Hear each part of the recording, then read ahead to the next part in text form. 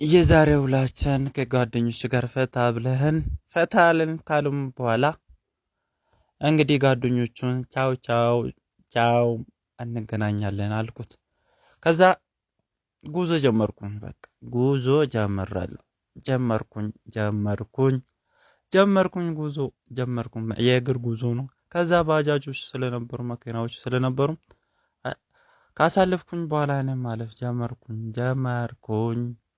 ጀመርኩኝ ጉዞ ጀመርኩኝ። ደከመን ቢሆንም ግን ደረስኩ። ደራረው ቁጥር 2 ኮፍ ደረስኩኝ። ከዛ እንግዲህ ቤት ጥቅጥቅ ያሉ ሰዎች ነበር። ከዛ አልፈራውም፣ ቀጥታ መጣው። ከዛ ቦታ መርጬ ቁጭ አልኩኝ።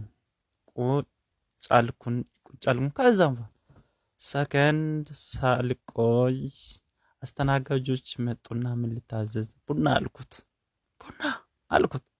አረ አስተናጋጆች ፍጥነት አይቆዩም።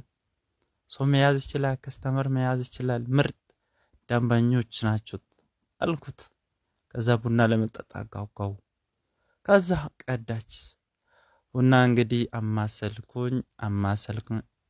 ከዛ በሱካር ነውና ቡና የምጠጣው።